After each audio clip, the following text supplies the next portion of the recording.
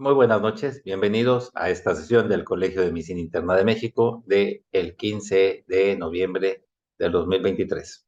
Como siempre, a nombre de todo el Consejo Directivo de la Administración 2023, a cargo del doctor Juan Luis Salgado Loza, les doy la más cordial bienvenida y siempre agradecemos el que participen en las actividades académicas del Colegio de Medicina Interna de México, donde CEMIM somos todos, así como a todos los que nos visitan de los diversos estados de la República Mexicana y de los países latinoamericanos hermanos. Siempre un gusto. Hoy agradezco también a la doctora Marta Cruz García, quien nos va a acompañar en la coordinación de las preguntas, el haber contribuido por la filial de la ciudad de Puebla con esta sesión. Vamos a tener un tema interesante donde el doctor Iván Romarico González Espinosa nos hablará sobre cómo tener expectativas con estos pacientes oncológicos que algunas veces son difíciles de tener. El doctor Iván Romarico González Espinosa es un médico que obtuvo su licenciatura en la medicina en la Universidad Autónoma de Guadalajara y posteriormente se especializó en medicina interna. Además, completó una subespecialidad en oncología médica, ambas realizadas en el Instituto Nacional Centro Médico Salvador Subirán. Siempre en la investigación, obtuvo una maestría en oncología molecular en el Centro Nacional de Investigaciones Oncológicas en Madrid, España, así como también es miembro activo de reconocidas organizaciones médicas, entre las que se incluyen la American Society of Clinical Oncology, the European Society of Medical Oncology, la Sociedad Mexicana de Oncología. Pertenece al Colegio de Medicina Interna del Estado de Puebla, que es filial del Colegio de Medicina Interna de México, y a la International Association for the Study of Lung Cancer. En la educación médica, el doctor se ha destacado notoriamente, ya que es profesor en la Universidad Popular Autónoma de Puebla, en programas tanto de pregrado como de maestría. Es profesor titular del grupo piloto de estudiantes de medicina, así como docente titular en el internado rotatorio de pregrado del Hospital Ángeles de Puebla. Ahí imparte él la asignatura de oncología médica. Es profesor asociado en el Programa Nacional de Actualización y Desarrollo Académico para el Médico General en el área de oncología, también por la Universidad Autónoma Popular de Puebla, y da la cátedra de oncología en el grupo piloto de la Facultad de Medicina de la Universidad de las Américas en Puebla. Es también profesor de la asignatura de Biología del Cáncer en la Facultad de Medicina de la Universidad de Anáhuac y es director del curso de posgrado de alta especialidad en oncología molecular por la Universidad de las Américas en Puebla. Doctor González Espinosa, lo dejo con esta excelente conferencia cuando el tema es referencia oportuna y el equipo multidisciplinario en pacientes con hepatocarcinoma. Adelante, doctor González Espinosa.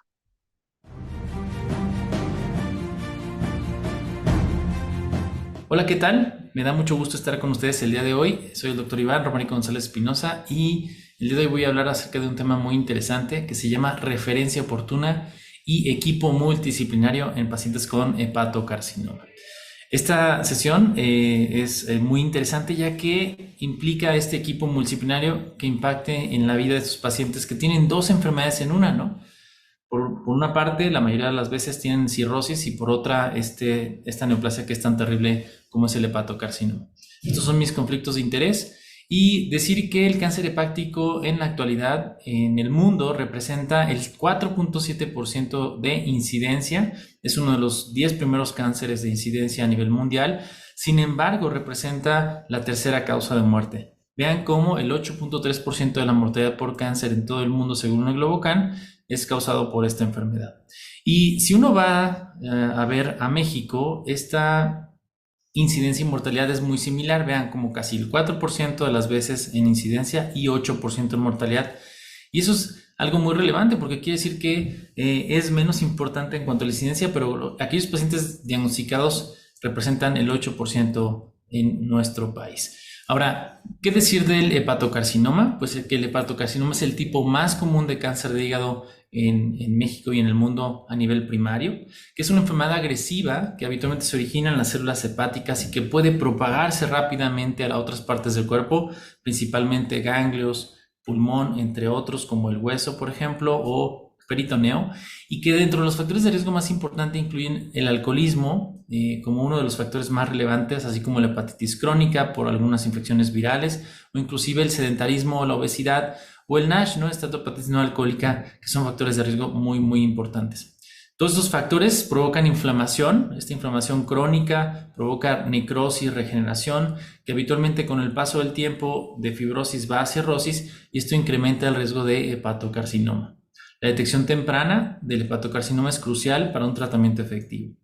Es decir, que ustedes pueden ver la incidencia y mortalidad a lo largo del tiempo, según el caso del SEER Database, en donde vean cómo la incidencia va en aumento desde 1975 al 2017 y la mortalidad sigue esa misma tendencia. Es terrible porque necesitamos hacer algo ya que es una necesidad no satisfecha.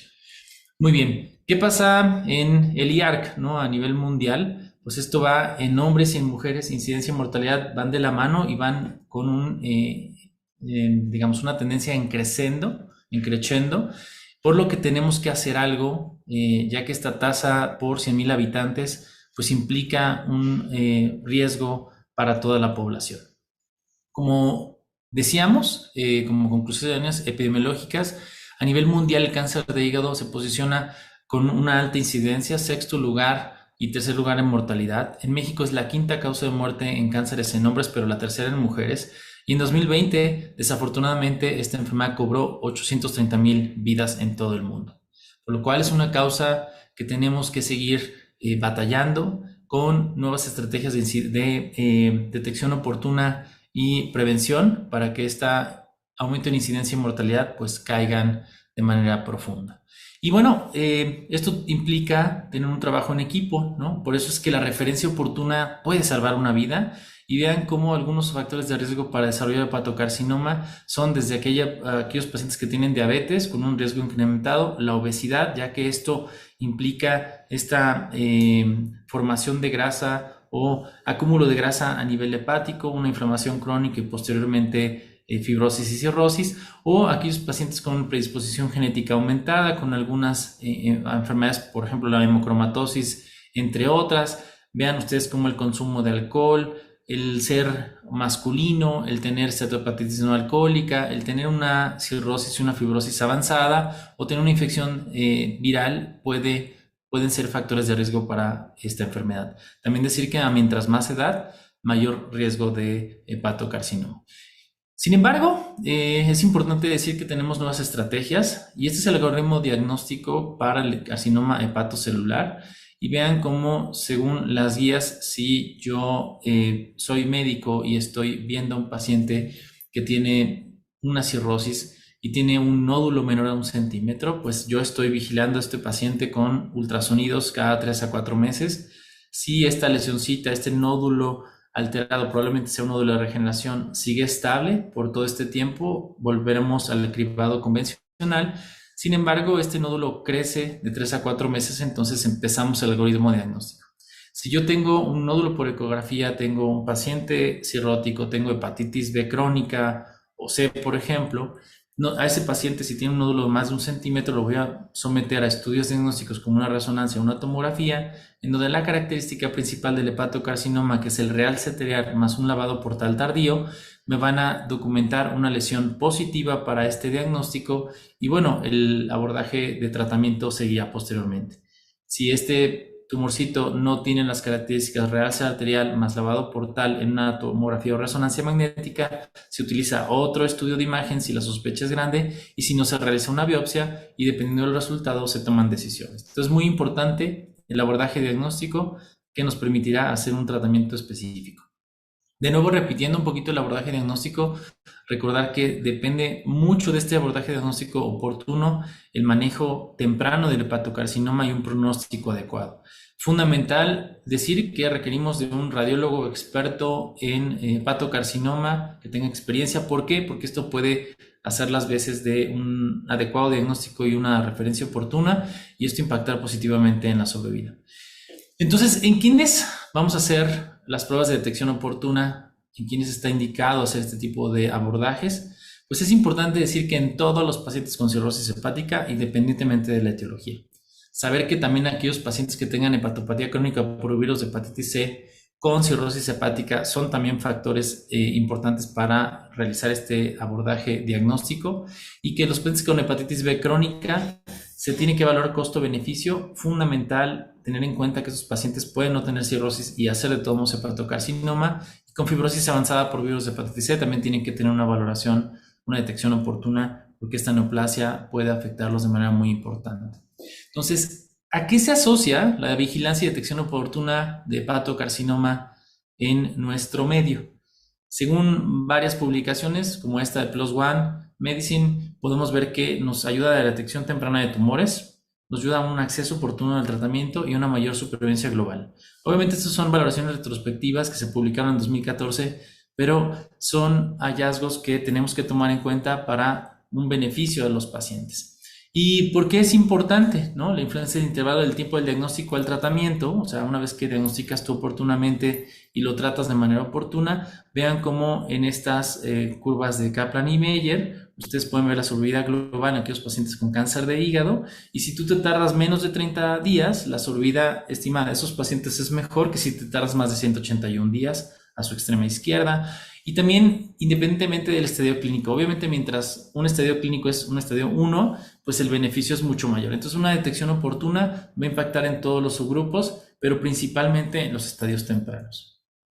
Decir también que si yo vigilo a mi paciente con hepatocarcinoma, puedo tener una mejor sobrevida, como ustedes pueden ver en la curva verde, una menor tasa de mortalidad en aquellos pacientes que se llevó a cabo una supervivencia, una vigilancia y una supervivencia más aumentada cuando hablamos de la mortalidad de hepatocarcinoma o cáncer específica. Entonces, mucho mejor llevar una vigilancia a largo plazo, por eso es importantísimo este equipo multidisciplinario. Resumiendo, podemos decir entonces que la identificación de las características del paciente juega un rol muy importante, que el abordaje multidisciplinario del paciente es determinante para el tratamiento de pronóstico, y que la referencia y el diagnóstico temprano se asocian a mejores tasas de supervivencia y pronóstico a largo plazo. Sin embargo, tenemos que tener en cuenta que, bueno, habrá que haber una valoración integral, una evaluación inicial del diagnóstico de hepatocarcinoma, y esto tiene que ser abordado de manera, digamos, congruente con nuestra historia clínica, y bueno, debe ser basado en imágenes, en diagnóstico histopatológico, pero principalmente en esa historia clínica que te va a permitir hacer un diagnóstico oportuno. Por supuesto, si tú eres médico que ve muchas patologías, la anamnesis y el examen clínico te van a ayudar mucho. Por ejemplo, hay que ver si el paciente tiene riesgo de enfermedad hepática crónica con el abuso de drogas por vía intravenosa, la ingesta de alcohol o el síndrome metabólico, como habíamos comentado. Estos síntomas de enfermedad hepática como ictericia, ascitis, encefalopatía o esplenomegalia, hemorragias, ¿no? O distinguir los síntomas que son relacionados al tumor versus aquellos pacientes que tienen un mal estado nutricional por la enfermedad hepática o la misma enfermedad hepática. Y en los análisis de laboratorio, pues tenemos que evaluar al menos que no tengan alguna afección por virus de hepatitis B o C, alguna enfermedad autoinmune, el estado de hierro, los tiempos de coagulación, las bilirrubinas, las pruebas de funcionamiento hepático en general, como la albúmina, el recuento de células sanguíneas, incluidas las plaquetas, y los marcadores tumorales, principalmente la alfa-fetoproteína, que se utiliza de manera general para el diagnóstico de esta enfermedad. También decir que la evaluación de la hipertensión portal es fundamental en estos pacientes. Recuerden que se tiene que realizar una endoscopía, idealmente para documentar varices o gastropatía hipertensiva. Algunos otros estudios opcionales que han caído un poquito en desuso, como el gradiente transyugular de la presión hepatovenosa. Sin embargo, bueno, hay estudios de imagen que te vayan a ayudar mucho más, por ejemplo, la resonancia y la tomografía, que nos permitirán ver cómo está el estado del hígado, qué tanta extensión tumoral y como tal un diagnóstico de esta terrible enfermedad. La tomografía, si se complementa con tórax abdomen, te podrán hablar de aquella diseminación extrahepática, que muchas de las veces es posible, sobre todo si la lesión es grande, y por supuesto la biopsia tumoral, que será útil sobre todo a aquellos pacientes que no tengan diagnóstico de cirrosis, en los cuales, por ejemplo, no tienes evidencia clara de que sea un hepatocarcinoma por su comportamiento en pacientes cirróticos. En esos pacientes debes de realizar una biopsia donde no quede claro, ¿no? Además hay otros factores o casos de cáncer como diagnósticos diferenciales, principalmente el colangiocarcinoma. Entonces, la relevancia de la cirrosis como antecedente, pues tenemos que tenerla clara. Esos pacientes tienen mucho mayor riesgo de padecer hepatocarcinoma. Y como dijimos, el paciente con cirrosis y hepatocarcinoma, pues es un paciente, pero tiene dos enfermedades, ¿no? Por un lado, tienen una pérdida de la arquitectura normal y la microcirculación, que esto afectan a la función hepática. Tiene una reducción de la masa y función del hepatocito, como habíamos platicado anteriormente. Y esto, una menor capacidad regenerativa del hígado, que van a impactar como pues habitualmente haciendo hipertensión portal, reduciendo la reserva funcional hepática y una respuesta hipertrófica reducida, que nos van a determinar un pronóstico, ¿no? Y este pronóstico va a estar a su vez determinado por la función hepática, factores tumorales y el estado de desempeño físico del paciente. Recordar también que aquellos pacientes que tienen cirrosis como un factor de riesgo pues son el 80 al 90%. Recuerden también que puede haber hepatocarcinoma sin cirrosis y que la cirrosis puede, a pesar de que está disminuyendo su tasa de muerte, el hepatocarcinoma no así, él va en aumento. Entonces es fundamental tener en cuenta que la relación de ambas es muy importante, pero puede haber pacientes sin cirrosis. Y cuando tienes un mejor manejo de cirrosis, tienes mejor sobrevida, pero no así de hepatocarcinoma. Decir también que hay una clasificación que te va a apoyar a un pronóstico del paciente, y esto es la estratificación o estratificación de Child-Pugh, que bueno, era principalmente utilizada para la sobrevida de los pacientes que iban a ser sometidos a cirugía. Sin embargo, nos ayuda para ver la reserva funcional hepática, así como ALFI y algunas otras clasificaciones. Tener en cuenta que pues hay hasta neumotecnias en donde batea pues es la nemotecnia, bilirrubina, albúmina, tiempos de protrombina, encefalopatía, ascitis, te van a permitir hacer una gradificación y bueno, saber que de 5 a 6 puntos es un Child A. Este paciente suele tener una buena función hepática, está bien compensado y tiene una mediana de sobrevida un año de 100%. Child B de 7 a 9 puntos, una mediana de sobrevida de 80% y un Child C habitualmente menos del 50% de sobrevida y es de 10 a 15 puntos. También decir que esto nos permitirá evaluar al paciente de una manera más adecuada. Esta es la clasificación de Barcelona Liver Clinic, que vean cómo aquellos pacientes con una etapa muy temprana de un hepatocarcinoma, por ejemplo una lesión menos de 3 centímetros, pues puede ser, digamos, candidata a resección, trasplante o ablación, inclusive ablación por radiofrecuencia o por terapias locorregionales como la Stereotactic Body Radiotherapy. Y que el riesgo de recurrencia que todos estos pacientes tienen, bueno, te habla de que tenemos más opciones de tratamiento posterior. Para aquel paciente con riesgo intermedio, en donde tiene más enfermedad, no puede ser sometido a una terapia locorregional localizada como es la resección o la ablación o inclusive el trasplante, pues están aquellos pacientes, sus opciones son la TACE, ¿no? La TACE es la Transarterial Chemoembolization, en donde, o sin quimioterapia, es un tratamiento locorregional que te va a dar una terapia puente, ¿no? En donde puedes tú regresar al paciente para que sea trasplantado o retrase la progresión hacia una enfermedad más avanzada en donde ya no se pueda curar el paciente y que la primera línea de tratamiento sistémica esté indicada. Habitualmente el Barcelona Liver Clinic C es el estadio más clínico más severo, como ustedes pueden ver, en donde ya la terapia sistémica es la única opción. Y una vez que te progresan una primera línea, pues optas por una segunda línea. Aquí nuevas estrategias de tratamiento sistémico están avaladas por información científica, nuevas terapias digamos, terapias blanco, terapias moleculares más inmunoterapia son nuestras armas en primera y segunda línea.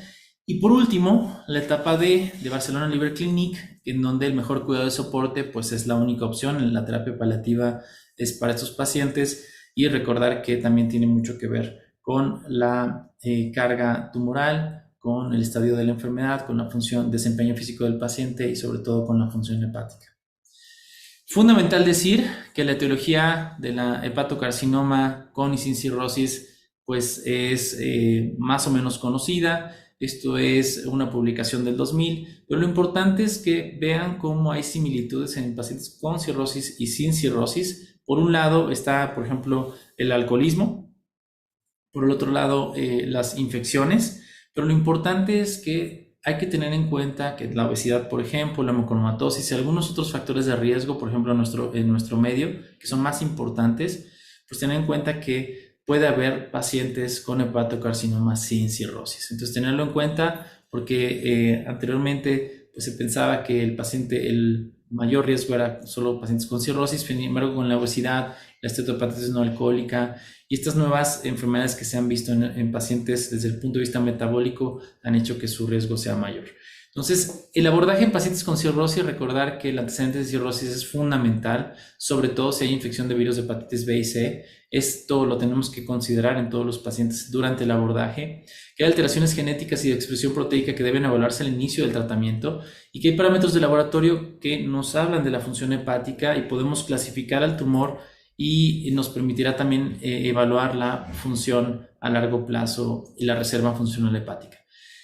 Resumiendo, sabemos que la cirrosis es el antecedente de mayor relevancia en los pacientes para desarrollo de hepatocarcinoma en la mayoría de las veces, 80-90%, que el Child-Pugh, Barcelona Liver Clinic Cancer son los sistemas de clasificación más importantes para determinar algún tipo de tratamiento según las guías y qué factores de riesgo para cirrosis y para pacientes que no son cirróticos, que bueno, han impactado mucho, como son el alcoholismo, la obesidad, virus de hepatitis B y C o el síndrome metabólico. En cuanto al diagnóstico y la patología molecular, decir que el diagnóstico por imagen pues es con mucho uno de los estándares de diagnóstico más importantes, la tomografía o resonancia magnética, en donde podemos ver enfermedades o un funcionamiento típico que nos va a permitir hacer este diagnóstico, sobre todo en nódulos mayores a 1 centímetro, y el realce arterial con lavado venoso tardío nos van a permitir hacer este abordaje diagnóstico. Recordar que la tomografía tiene que ser trifásica o cuatrifásica, que la resonancia magnética multifásica pues es el estándar de oro para el diagnóstico de por imagen y que el diagnóstico por patología también es necesario en algunos pacientes que no tienen una imagen característica o que no tienen cirrosis, pues esos pacientes tienen que llegar a un diagnóstico por biopsia.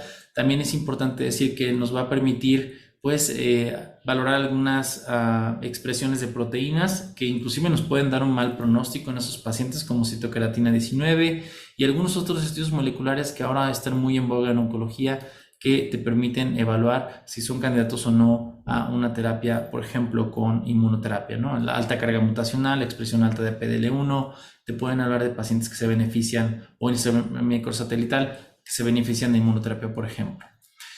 Y bueno, resumiendo, la estratificación debe llevarse a cabo de acuerdo al sistema Barcelona Liver Clinic. Recordar que hay que evaluar la extensión tumoral, el nivel de alfa-fetoproteína, la función hepática, la presión portal, el estado clínico del paciente, porque eso te va a ayudar a determinar un mejor tratamiento, un tratamiento personalizado. La resonancia, así como la tomografía, nos permiten evaluar a la extensión del tumor y de manera global no se recomienda hacer exploraciones con PET-CT porque hay poca información. Sin embargo, es una estrategia que actualmente está ganando mucho poder.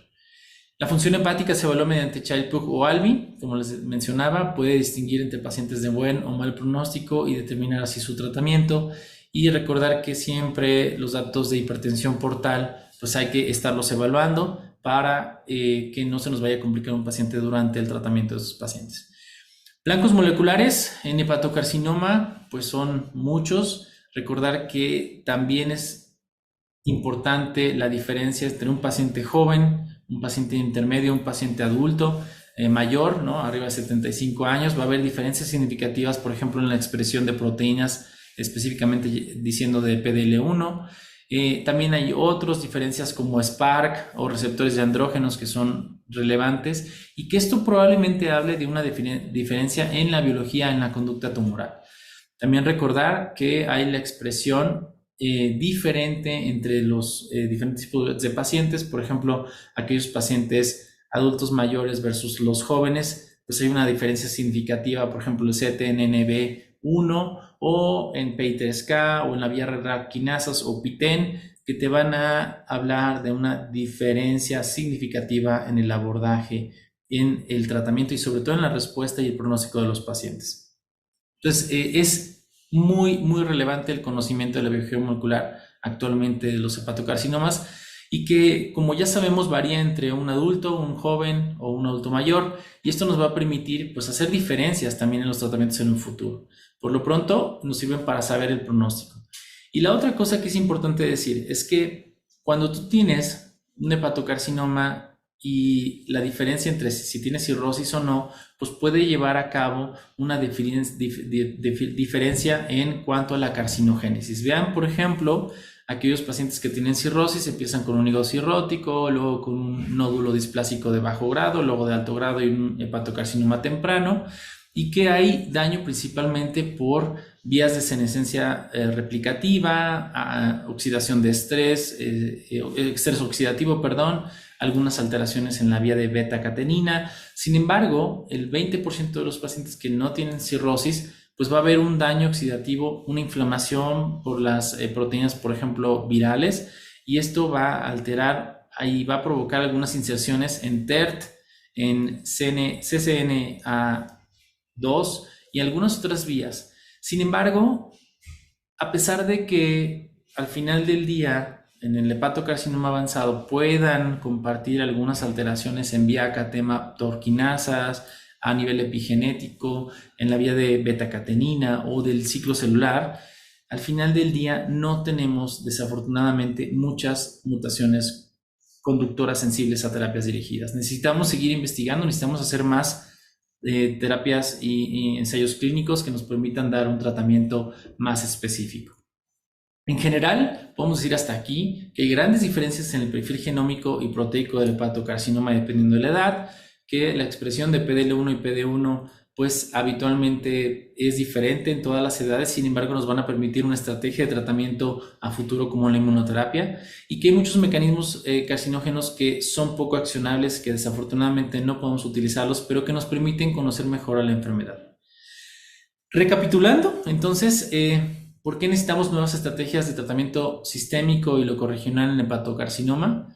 Porque necesitamos mejorar la duración de la respuesta, la sobrevida global, mejorar los efectos secundarios en estos pacientes. Recuerden que son pacientes que tienen más de una enfermedad, tienen un hígado cirrótico habitualmente y tienen hepatocarcinoma, que tenemos que mantener lo más que se pueda y trabajar en conjunto con el hepatólogo, con el experto gastroenterólogo para cuidarle su función hepática, porque ya que hay una ventana de oportunidad, si esa ventana pasa, pues a lo mejor el paciente no se trasplanta o no recibe un tratamiento potencialmente curativo o un tratamiento que le permita estar con mayor tiempo de libre progresión, y que la secuenciación de fármacos en algún futuro en enfermedad sistémica pues provocará una mejor sobrevida a largo plazo.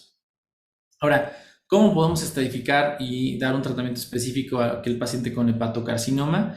Pues nosotros nos basamos en guías. Estas son las guías más nuevas de las guías europeas, ESMO 2023, y vean cómo en etapa muy temprana, Barcelona Liver Clinic 0 o A, pues son pacientes que reciben tratamientos con resecciones o trasplantes hepáticos. La braquiterapia o la radioterapia estereotáctica del cuerpo es otra opción, así como la ablación o la TACE en aquellas lesiones muy pequeñitas pero que son candidatos, pues se puede dar un tratamiento específico. Aquellos que tienen Barcelona Liver Clinic B también se benefician de la resección o de la TACE, ¿no? Recordar que la terapia locorregional podría ayudar, y la terapia sistémica está para aquellos pacientes que no puedan ser aptos a terapias locales, ¿no? Que tengan una función hepática limítrofe, pues van a terapia sistémica. En Barcelona Liver Clinic C, la terapia sistémica es la primera opción, entre ellas, por ejemplo, atezolizumab, sorafenib, lenva y ahora durvalumab son opciones de tratamiento específicas. En segunda línea podemos utilizarlas dependiendo de la primera línea que utilizamos, otras drogas, y por supuesto en Barcelona Liver Clinic D, el mejor cuidado de soporte. Ahora, explicando un poquito más a fondo, de manera global, el Barcelona Liver Clinic 0 o A. Es un tumor habitualmente único, que puede ser de cualquier tamaño o hasta 3 nódulos menos de 3 centímetros, una adecuada función hepática o función hepática preservada y un buen estado funcional. Aquí tenemos varias opciones de tratamiento y dependiendo de las condiciones de cada paciente, por ejemplo, el trasplante se recomienda de manera general por aquel paciente con un tumor menos de 3 centímetros, menos de 3 lesiones, y esto te permitirá pues una ventaja en sobrevida global de un 70% a 5 años, ¿no? Esto es la mediana de sobrevida de un trasplante y puede ser mucho mayor en algunas otras series, pero esto es inclusive en pacientes con tumores más grandes, por ejemplo, la serie del USCSF. También decir que en Child B, ¿no? En donde la función hepática está ligeramente todavía preservada, pero ligeramente menor, con un buen estado funcional, podemos ofrecer un tratamiento locorregional, sobre todo aquellos pacientes que tengan tumores, tamaños de tumores mayor a 5 centímetros, hasta 10 centímetros y nódulos tumorales accesibles, en donde se puede dar un tratamiento supraselectivo y esto te permitirá dar un tratamiento locorregional. Hay tratamientos alternativos como la braquiterapia, por ejemplo, o la radioterapia estereotáctica al cuerpo, que también son estrategias que se toman en estos pacientes. De nuevo, Barcelona Libre Clinic C, en donde ya hay invasión portal, hay diseminación extrahepática, ¿no? Es aquellos pacientes que tienen enfermedad sistémica, una función hepática todavía preservada, un buen estado funcional, un ECOG de 0 a 2, son pacientes que van a terapia sistémica como atezolizumab, sorolemba o inclusive durvalumab actualmente, que es importante decir que podemos dar un tratamiento locorregional si el paciente está en muy buenas condiciones, en ocasiones como terapia alternativa, como CIRT, ¿no? Y que, bueno, posterior a esto, pues el manejo es con cuidado de soporte, ¿no? Aquellos pacientes que tienen Barcelona Libre Clinic D, la función hepática está pues terminal, es un estado funcional malo, un estado funcional 3-4, esos pacientes se benefician de mejor cuidado de soporte. En cuanto a la decisión de tratamiento, de nuevo el algoritmo diagnóstico, vean cómo yo les subrayé el estado intermedio, en donde la quimioembolización pues te permite una ventaja en sobrevivir en 2.5 años, que aquellos pacientes que llegan a etapa avanzada pueden vivir habitualmente un poquito más de un año y que los pacientes que están en etapa terminal viven solo 3 meses y que esto se da con la estrategia de tratamiento multimodal. El médico oncólogo tiene que participar con el radiólogo, con el hepatólogo, el experto en hígado, con el cirujano, con el trasplantólogo, para darle un tratamiento a cada uno de los pacientes dirigido. Y bueno, en etapa avanzada, por supuesto, ustedes ya saben la terapia locorregional. De nuevo, no voy a repetir todo, pero es importante decir que todos los pacientes deben ser tratados en una junta multidisciplinaria que tienen que incluir idealmente un cirujano de hígado y trasplantólogo experto, con un hepatólogo, con un médico experto radiólogo, con médicos oncólogos clínicos, con aquellos pacientes patólogos moleculares para permitirte un tratamiento dirigido. Y que bueno, esta terapia locorregional en una etapa temprana te va a permitir tasas de curación de enfermedad muy grandes, ¿no? Hablando específicamente de manejo intermedio, pues ustedes saben que está el TACE, con tasas de sobrevida global a largo plazo, pues muy importantes. Estos son 2 estudios clínicos, 2 ensayos clínicos y el metaanálisis, donde pueden ver cómo en el riesgo intermedio, en el estado intermedio de Barcelona Libre Clinic, puedes tener una ventaja en sobrevida global, con tasas de respuesta que van de un 35 a un 40% y que le van a permitir a un paciente un mejor sobrevida. ¿Qué pasa si yo doy TACE más otras terapias nuevas, más terapias inmunoterapias o terapias dirigidas? Pues no ha habido información que sea relevante, sin embargo hay ensayos clínicos que actualmente están corriendo y que es muy importante mencionar. Y que bueno, resumiendo, aquellos pacientes que tienen una enfermedad temprana, un Barcelona Libre Clinic A, pues son pacientes que son candidatos a todo, los terapias locorregionales. Barcelona Libre Clinic B, también hay que tener un poquito más de cuidado, pero la reacción hepática puede ser una muy buena opción. Una terapia locorregional como ablación o SBRT, pues son otras opciones. Barcelona Libre Clinic C es un paciente un poquito más complejo, pero en el B también recuerden que hay que dar terapias como TACE, que nos van a permitir un beneficio a estos pacientes. Pacientes muy escogidos con C pueden también ser una estrategia de tratamiento a tomar. Y Barcelona Libre Clinic C pues son pacientes que requieren tratamiento sistémico. D, pues ustedes ya también lo saben, requieren mejor cuidado de soporte. Terapia sistémica, pues hemos avanzado mucho. En el presente tenemos muchas estrategias de tratamiento y actualmente tenemos terapias blancas de siguiente generación, terapias moleculares o específicas, y la inmunoterapia ha llegado para quedarse en este contexto. Vean cómo a lo largo del tiempo, pues desde 2008 no teníamos muchas estrategias, pasaron mucho tiempo, ¿no? Para poder tener algún tratamiento dirigido que sea un beneficio de los pacientes. Sin embargo, al 2023 ya tenemos al menos 4 estrategias de tratamiento sistémico en enfermedad avanzada en primera línea para los pacientes. Entonces, ¿qué dicen las guías? Los dos que están actualmente publicados en las guías del 2023 a finales, vean cómo atezolizumab o tremelimumab durvalumab son la categoría 1 y que hay otras líneas de tratamiento como puede ser Sora o Lemba o Durva o Pembro monodrogas, que bueno, son otras estrategias que nos permitirán una mejor sobrevida en aquellos pacientes con enfermedad avanzada. Decir que Barcelona Liver Clinic C es el contexto en donde estamos hablando. Vean cómo en primera línea, ahora en segunda línea, las terapias dirigidas también son una opción de tratamiento. Y resumiendo, actualmente el inhibidor multiquinasa sorafenib, lenvatinib mejoran la sobrevida global de los pacientes. Esto es con terapia blanco, pero reconociendo una mejor línea de tratamiento desde el inicio, pues este es el estudio del Himalaya, en donde Durva-Treme han hecho en carcinoma hepatocelular avanzado una mejor sobrevida de los pacientes cuando se comparan con sorafenib. Vean cómo a largo plazo muchos más pacientes están vivos. Y bueno, ustedes podrán decir por qué es tan buena noticia, porque aquí esos pacientes también tenían otra enfermedad llamada cirrosis. Entonces, esos pacientes era fundamental adquirir un beneficio a largo plazo. No voy a tener mucho en los efectos adversos como les estoy mostrando, sino más bien en la importancia del equipo multidisciplinario que en este paciente es fundamental.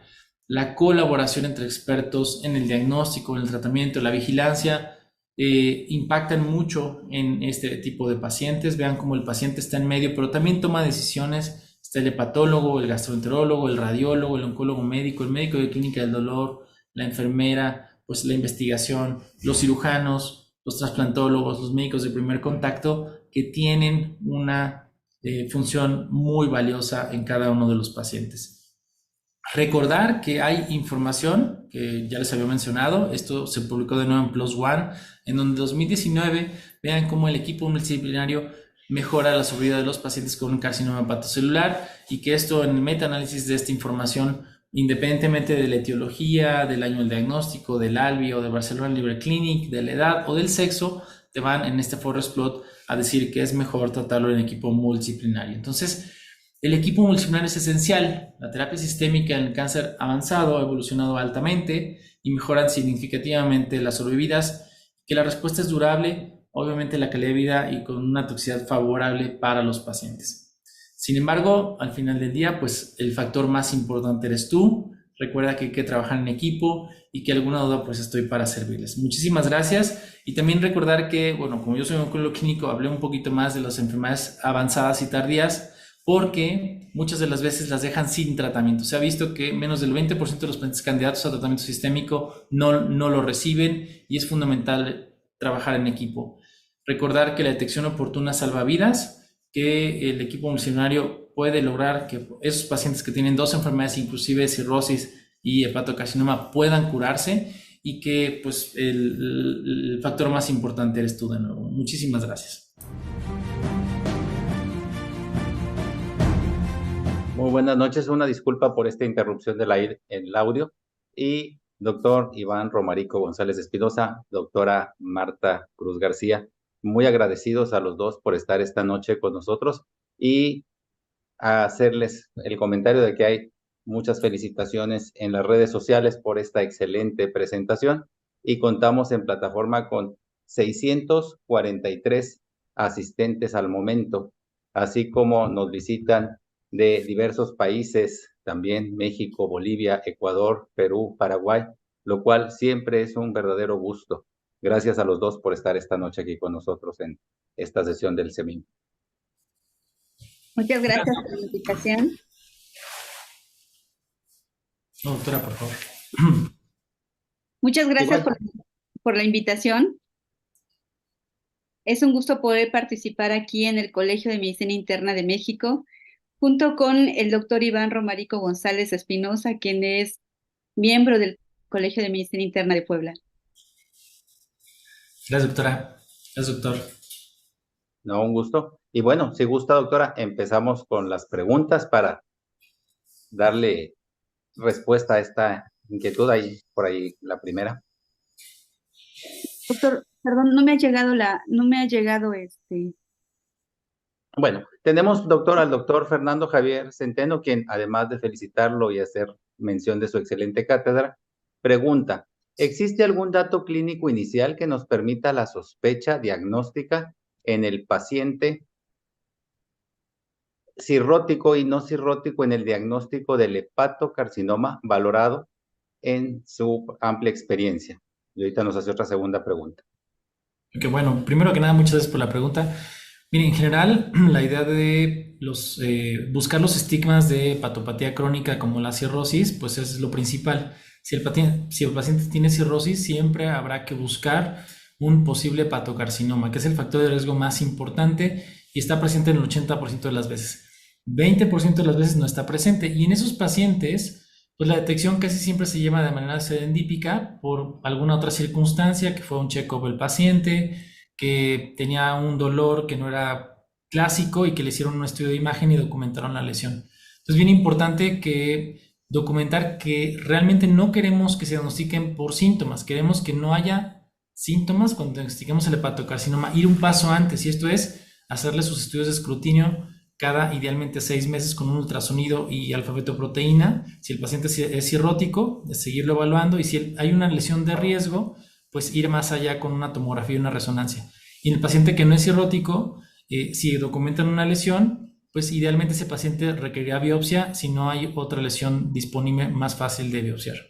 No sé si contesté la pregunta. Claro que sí, doctor. Y también nos pregunta si nos puede hablar un poco más de los marcadores de superficie como el CD90, CD130, CD44 y CD13. Y esencialmente la replicativa en el hepatocarcinoma. Bueno, miren, en general, todos estos tipos de nuevos anticuerpos, de marcadores, realmente no tienen, digamos, una aplicación clínica fuera del diagnóstico. Los usamos principalmente para diagnosticar hepatocarcinoma si es que hay alguna duda diagnóstica. Y en cuanto al tratamiento, impacta más el estado funcional del paciente, impacta también mucho el estado de la hepatopatía, ¿no? Es decir, un ALBI o, por ejemplo, un Child-Pugh, y obviamente la estadificación clínica, ¿no? La carga tumoral. Yo creo que aquí lo importante es determinar que si el paciente tiene diagnóstico de hepatocarcinoma por biopsia, poder seguir a continuación con la estadificación. Y si tiene un diagnóstico por imagen, en este caso una alfa-feto muy elevada, ¿no? Idealmente arriba de 400, y una imagen sospechosa por resonancia o por tomografía, pues darle el tratamiento dirigido, ¿no? Sobre todo si es cirrótico. Muchas gracias. Adelante, doctor. Ignacio Escobar nos comenta, buenas noches, felicidades por la exposición tan completa y detallada. 2 preguntas. ¿Hay alguna preferencia por un donador vivo relacionado o un donador cadavérico? Y la segunda, ¿cuál es la incidencia de volver a desarrollar un hepatocarcinoma después del trasplante? Bueno, la incidencia no es 0%, es baja relativamente, sobre todo si es una enfermedad localmente avanzada. Cuando uno se pasa de los criterios de Milán, habitualmente el riesgo de recaída locorregional es muy alto, ¿no? Va entre un 5 y un 25%. Y la primera pregunta, doctora, ¿me recuerda cuál era? Se me fue. Sí, voy. Gracias. ¿Hay alguna preferencia por un donador vivo relacionado o un donador cadavérico? Realmente no. Recuerden que el programa de trasplantes es un programa muy complejo. Por ejemplo, les voy a poner un ejemplo de nosotros. Tengo una paciente con una hepatocarcinoma cirrótica por virus de hepatitis C que tardó 1 año en encontrar donador. Fue cadavérico, y lo importante es que el paciente permanezca estable, con una función hepática estable y con un control de enfermedad completo del 100%.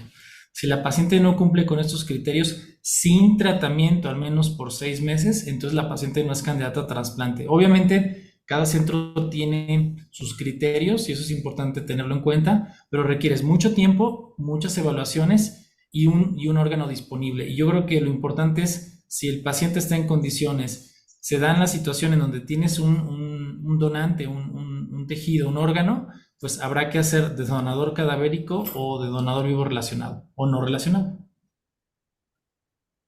Muchas gracias, La segunda doctor. pregunta, Ujú. perdón, la segunda pregunta es, ¿cuál es la incidencia de volver a desarrollar un hepatocarcinoma después del trasplante? Le digo, va de un 5 a un 15%, de nuevo. Habitualmente son muy agresivos los hepatocarcinomas cuando recurren y el paciente suele progresar en el transcurso de meses, ¿no? Entonces, es terrible porque como los pacientes están bajo inmunosupresores, habitualmente las segundas neoplasias bajo inmunosupresores, el pronóstico es muy malo. Entonces, les va muy mal y son entre 5 y 15% dependiendo de la serie que uno lea. Y bueno, la doctora, para continuar con las preguntas, doctor, la doctora María Gabriela Cervantes, aparte de felicitarlo, dice, en una paciente con cirrosis, una lesión por ultrasonido y una AFP elevada, ante la sospecha de hepatocarcinoma, ¿a qué subespecialista es el que más debería referirse en forma inicial? Bueno, es relativamente sencillo porque es el gastroenterólogo e idealmente el hepatólogo, ¿no? Son las personas que más comúnmente ven este tipo de problemitas.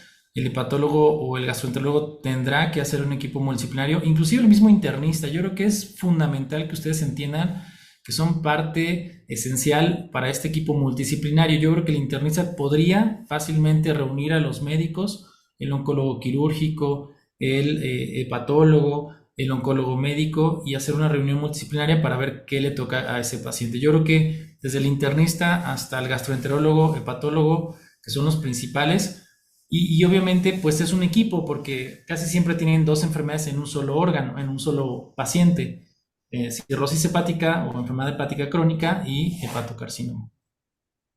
Gracias, doctora Marta. Gracias. Nos comenta Efraín del Ángel, buenas noches, felicitaciones del equipo multidisciplinario. ¿Quién realiza la biopsia hepática y cómo la realiza? Bueno, normalmente cuando la lesión no es sospechosa de hepatocarcinoma, no está franca, se realiza por idealmente el radiólogo intervencionista a través de una biopsia guiada por tomografía o por ultrasonido y suele ser un procedimiento ambulatorio. Entonces, el radiólogo intervencionista suele ser la persona que hace ese tipo de biopsias. Aunque también puede el gastroenterólogo y el hepatólogo. Doctor, y entrando a este tema de la prevención, que a veces es la parte más complicada, ¿qué tan útil es para la detección en específico del carcinoma hepatocelular el realizar estas pruebas de test genético que están ahorita más en boga? Pues mire, para la prevención todavía están muy en pañales, todavía están en investigación. Normalmente nosotros lo que estamos haciendo es solo si documentas hepatocarcinoma, se hace biopsia líquida, por ejemplo, en donde documentas mutaciones para un tratamiento dirigido, más allá que para diagnóstico. Recordar que todavía no tenemos una firma genómica para tratamiento y que las firmas genómicas son muy, digamos, promiscuas en el sentido de que lo comparten con otro tipo de tumores. Por eso es muy importante decir que todavía no es un estándar de tratamiento hacer biopsias para prevención o para detección o Muchísimas tratamiento. gracias, doctor. Uh-huh. Gracias. Tenemos una felicitación de Juan José Hernández. Saludos a nuestro Colegio de Medicina Interna y mis felicitaciones al doctor González Espinosa por su brillante conocimiento en el área oncológica. Gracias. Sí, siguen llegando las felicitaciones. Y otra pregunta, doctor. Cuando la gente tiene estos estadios de hígado graso, moderado, severo, los tratamientos llevan a tratar de revertir lo más posible esta situación. ¿Qué tan frecuente es que se pueda llegar a desarrollar en pacientes que disminuye el grado un hepatocarcinoma? Recuerden que no es imposible, aunque el porcentaje sea mucho menor que en estadios más avanzados de fibrosis, por ejemplo, y no necesariamente cirrosis, sí hay pacientes con hepatocarcinoma que no tienen digamos, cirrosis o fibrosis importante, ¿no? Recuerden que hay una entidad que se llama fibrolamelar que no requiere un hígado deteriorado. Entonces, sí es importante si hay riesgo, por ejemplo, el paciente es obeso, mórbido, que tenga sedentarismo y que tenga hígado graso, pues seguirlo o vigilarlo, porque esos pacientes en un porcentaje no despreciable y aunque ahorita parece ser que es una de las causas más importantes, pueden desarrollar hepatocarcinoma. Entonces, sí es posible, ¿eh? No tener un hígado cirrótico o fibrótico o muy fibrótico puede ser un factor de riesgo. Muchas gracias. Gracias. Doctora Marta. José Alfonso Espinosa nos pregunta, buenas noches, ¿qué otro tipo de marcador biológico, aparte del alfa-fetoproteína, podemos considerar con el mismo porcentaje, debido a que existen otras patologías que nos pueden ofrecer falsos positivos? Bueno, realmente no, hay algunos otros marcadores que se pueden elevar. Antígeno carcinoma puede ser, ¿no? Además de la alfa-fetoproteína, que también lo comparte, por ejemplo, con el colangiocarcinoma, por eso y el CA19-9. Por eso es importante decir que no hay ningún marcador sérico específico. El diagnóstico de hepatocarcinoma es más bien por imagen y ayuda mucho la determinación de alfa-fetoproteína. Pero recuerden que puede tener una alfa-fetoproteína negativa y tener hepatocarcinoma. No es lo común, pero puede presentarse. Entonces, crean más en la imagen, ¿no? Y si el paciente es cirrótico, pues tienen un diagnóstico mucho más certero. Y si no es cirrótico, si no tiene otra lesión, siempre llegan a la biopsia. Pues muchas gracias. Y bueno, creo que con esta terminamos las preguntas, doctor. No sé si nos Gracias, guste doctor. dar algún comentario Bueno, extra para prevenir el, estas situaciones que afortunadamente la evolución de la tecnología nos ha ayudado a que la oncología sea magníficamente tratable y curable en muchos de los casos. yo creo que lo importante y el trabajo que nos toca a los internistas, al resto del equipo multidisciplinario, es la detección oportuna, de sobre todo si tuviste alguna transfusión, el virus de hepatitis B y C, vacunar a los pacientes, porque esto previene el hepatocarcinoma en un futuro. Yo creo que esa es la chamba más importante. Y aquel paciente cirrótico, seguirlo en el tiempo para determinar oportunamente un hepatocarcinoma. Trabajar en equipo, yo creo que es la solución. Y pues agradezco nuevamente a la doctora, al doctor Constancio, a la doctora Marta, que nos echan la mano y que, bueno, nos auspician este tipo de sesiones. Muchísimas gracias. Y al colegio. Doctora Marta, ¿algún mensaje especial? Sí, muchas gracias por la invitación. A nombre del Colegio de Medicina Interna de Puebla, gracias por tomarnos en cuenta aquí en esta filial. Y antes de concluir, solo quiero hacerle una pregunta al doctor. En cuanto al costo de los estudios moleculares, ¿son muy elevados y en qué tiempo nos entregarían el resultado? Bueno, el diagnóstico todavía se considera experimental y se hace para pacientes que no sean un hepatocarcinoma típico. Pacientes que tú pienses que tienen dos neoplasias, un colangiocarcinoma con hepatocarcinoma. Porque los pacientes con colangiocarcinoma se benefician de tratamientos con inmunoterapia igual que el hepato. La diferencia es que tienen marcadores específicos como EGFR o histámico satelital o alta carga mutacional. Son costosos, habitualmente tardan de 2 a 6 semanas y habitualmente cuestan de $3,000 a $6,000 por estudio. Muchas gracias por la pregunta, doctora. No, pero como dicen, la salud no tiene costo. Y Sí, bueno, sí. es la inversión de lograr esta parte que les digo, la nefrología y la oncología nos han enseñado en estos últimos tiempos que hay muchas cosas todavía que aprender y que modificar para lograr esta curación de muchas enfermedades que hace 20 años eran catastróficas. Y bueno, no me queda más que agradecerles, recordarles que ya estamos a 2 semanas prácticamente del Congreso Nacional y Semana Nacional del Internista. Espero verlos por ahí en Cancún y pues muy agradecido a los dos por estar aquí con nosotros esta noche. Gracias, Doc. Buenas noches. Buenas noches. Muchas gracias, buenas noches.